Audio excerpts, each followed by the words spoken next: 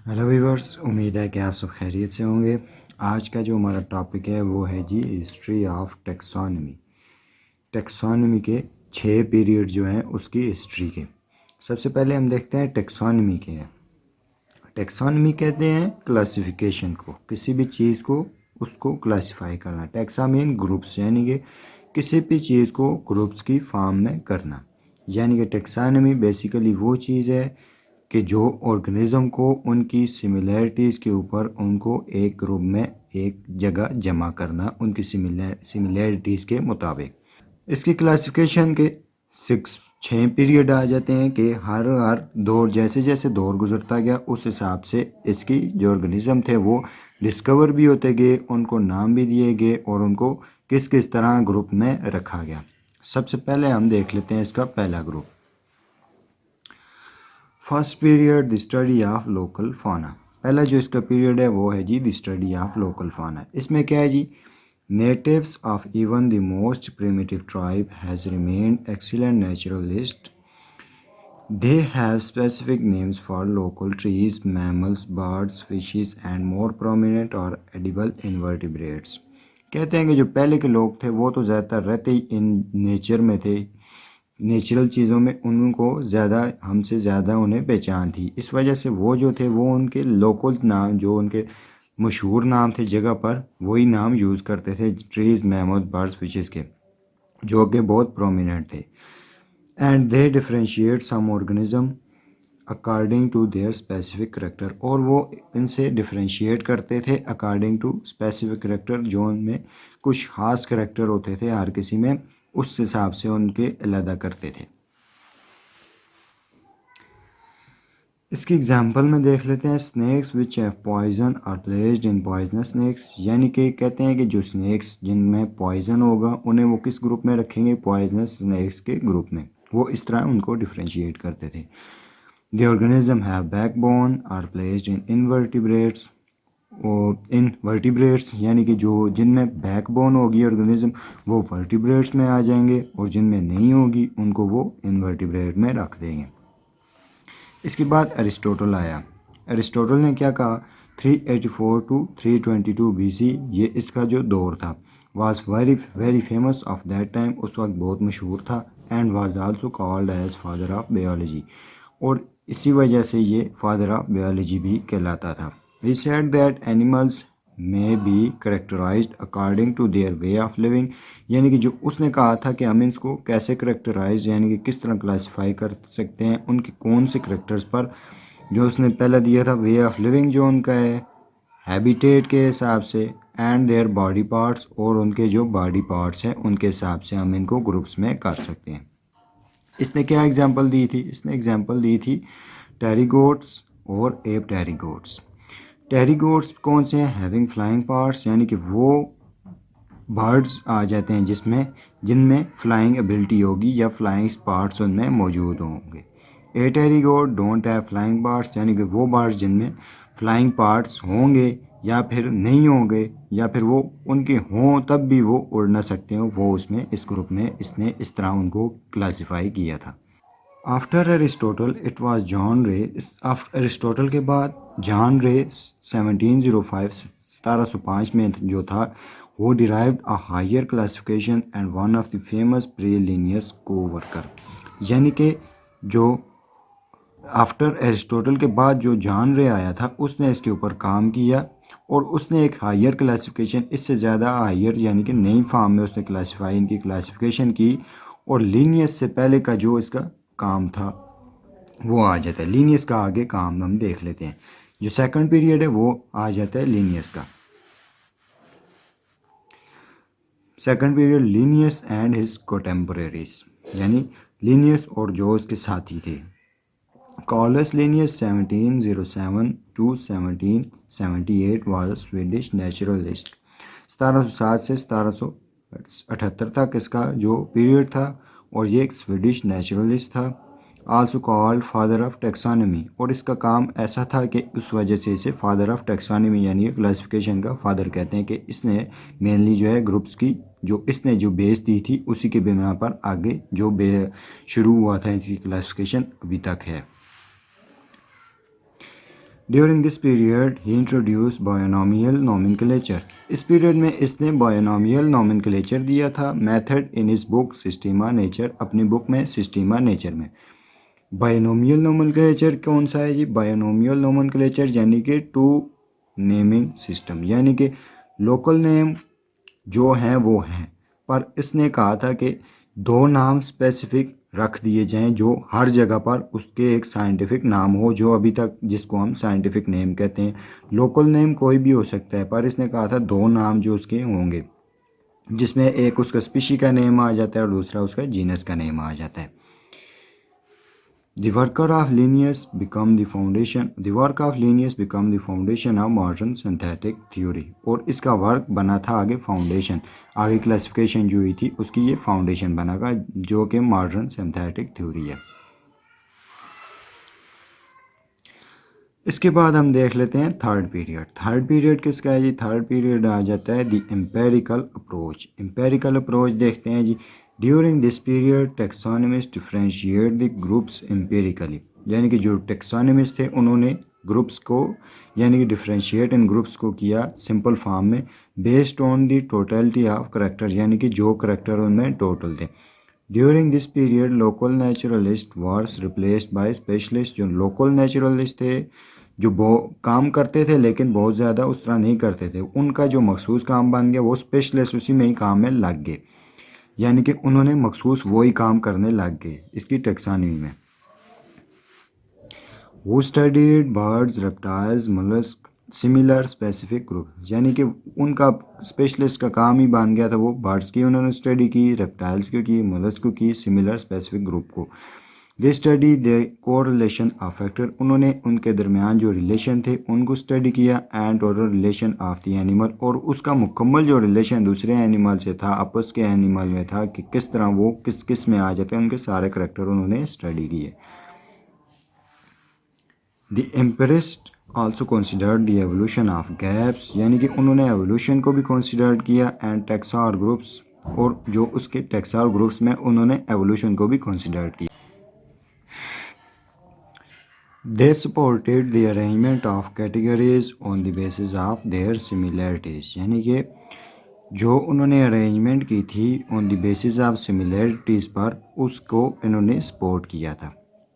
Fourth period हम देख लेते हैं डार्विन एंड फाइलोजेनी। डार्विन और phylogeny. This period is characterized by the general acceptance of Darwin theory, यानी कि ये करेक्टराइज्ड है डार्विन की एक्सेप्टेंस जब हुई थी, उसकी थ्योरी एक्सेप्ट हुई थी ऑफ नेचुरल सिलेक्शन पर, जो उसकी थ्योरी थी। Darwin on this origin of species by mean of natural selection, ये जो उसने थ्योरी दी थी वाज पब्लिश्ड इन 1859 में, जो पब्लिश हुई थी। Before the publication of book there were two school of thought, और इसकी जो उसने थ्योरी दी थी या जो इसने बुक में पब्लिश किया था, अपना काम जो इसने पब्लिश किया था, उससे पहले दो तरह के स्कूल ऑफ थाट थे। पहला आ जाता है जी नोमिनलिस्टिक आ जाते हैं। नोमिनलिस्टिक को क्या कहते हैं? They say the natural groups don't exist, यानी कि नेचुरल ग्रुप्स एग्जिस्ट नहीं करते, and that taxa are nearly product of ordering human mind, और यानी कि ऑर्डरिंग ह्यूमन माइंड के ऊपर डिपेंड करता है। This conclusion was so cleverly contraindicated by empirically founded naturalness, और वो जो एम्पेरिकल नेचुरलिस्ट थे उन्होंने इसको मंजूर नहीं किया था। So that it had very little support, जिसकी वजह से इसे बहुत थोड़ी सपोर्ट मिली थी। दूसरे स्कूल ऑफ थॉट क्या कहते थे जी? Order of nature due to plan of creator. They believed that the order of nature was due to plan of creator, यानी कि ये जो ऑर्डर है वो प्लान ऑफ क्रिएटर का है। Darwin proposed the third alternative to explain nature or natural system or organic diversity in his book. Darwin ने जो तीसरा प्रपोजल दिया था अपने बुक में नेचुरल सिस्टम ऑर्गेनिक डाइवर्सिटी का। During his journey he saw so many phenomenas of distribution, अपनी जो उसने जो जर्नी की थी इसकी तलाश में, जो उसने एक्सपेरिमेंट वगैरह किए थे या फिर जो उसने जर्नी की थी, उसने उसमें बहुत से फिनोमेना देखे थे। वेरिएशन एंड एडाप्टेशन, बहुत सी वेरिएशन और एडाप्टेशन देखी थी, जिसकी एग्जांपल में आ जाता है finches of Galapagos island. Finches of Galapagos island को उसने बहुत ज़्यादा तवज्जो उस पर दी थी। उसमें इसने कहा था कि 14 types of species of Galapagos finches are present which have same ancestor, कि यानी कि गैलापागोस आइलैंड पर 14 तरह की स्पीशीज़ हैं जो कि सेम एंसेस्टर से डिराइव्ड हुई हैं। He pointed out that natural group exist, जिसकी बिना पर उसने कहा था कि नेचुरल ग्रुप एग्जिस्ट करता है, because number of such group had descended from a common ancestor, क्योंकि बहुत ज़्यादा स्पीशीज़ जो आई हैं डिसेंड हुई हैं कहाँ से, कॉमन सेम एंसेस्टर से। Beside this Darwin gave another fundamental taxonomy theory, इसके बाद भी उसने फंडामेंटल टेक्सोनॉमी थ्योरी दी थी, जिसमें he proposed empirical rule to discover taxonomic useful character, जिसमें उसने एम्पिरिकल रूल दिया था to discover taxonomic useful character को डिस्कवर करने के लिए। फिफ्थ पीरियड क्या है जी, पॉपुलेशन सिस्टमैटिक। फिफ्थ पीरियड देख लेते हैं, उसके बाद क्या हुआ।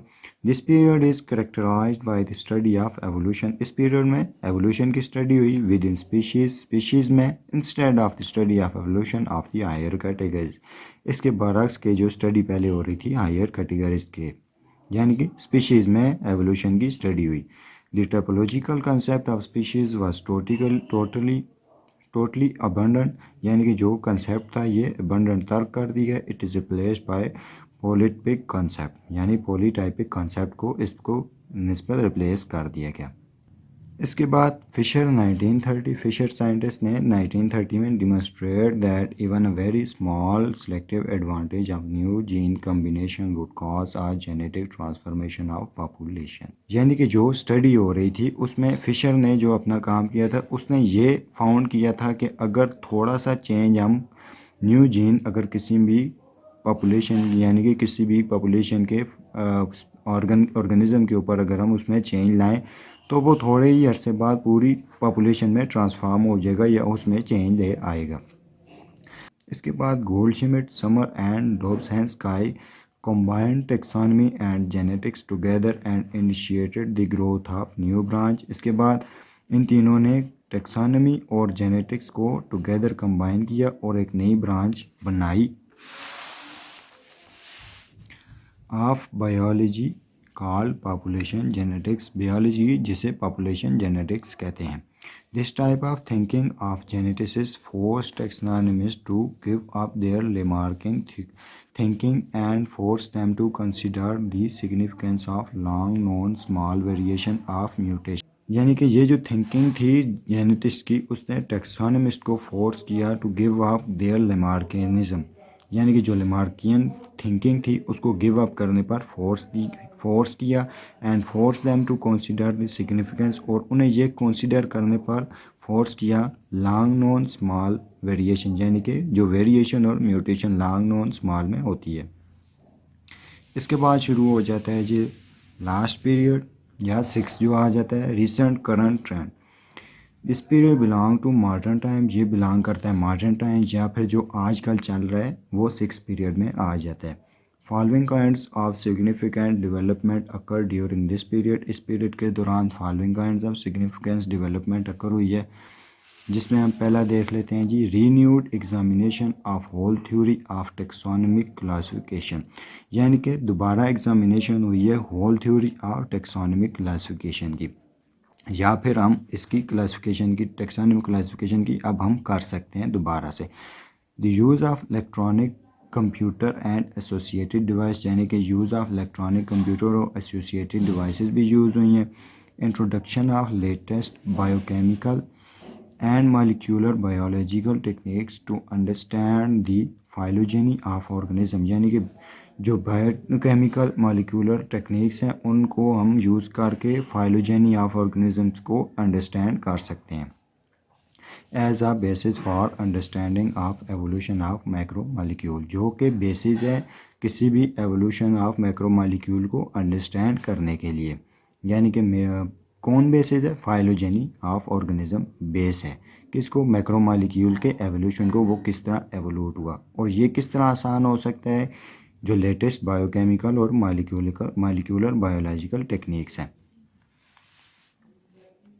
Comparative ethology has stimulated a great interest in taxonomy, यानी कि जो कंपेरेटिव एथोलॉजी है वो ग्रेट इंटरेस्ट इन टेक्सोनॉमी में उसका ग्रेट इंटरेस्ट है। The comparative ethology has prove very useful, और ये बहुत यूज़फुल प्रूव हुई है in improving the classification of birds, यानी कि बर्ड्स की क्लासिफिकेशन इम्प्रूव करने में। इंसेक्ट्स की, जिसमें क्रिकेट्स, बीज, वास्प, बीटल्स आ जाती हैं इंसेक्ट्स में, और फ्रॉग्स, फिशेस, यानी कि इनकी क्लासिफिकेशन को इम्प्रूव करने में इथोलॉजी ने बहुत अहम किरदार अपना अदा किया है। उम्मीद है कि आपको ये वीडियो पसंद आई होगी। हमारे चैनल को सब्सक्राइब, लाइक और कमेंट करना ना भूलिएगा।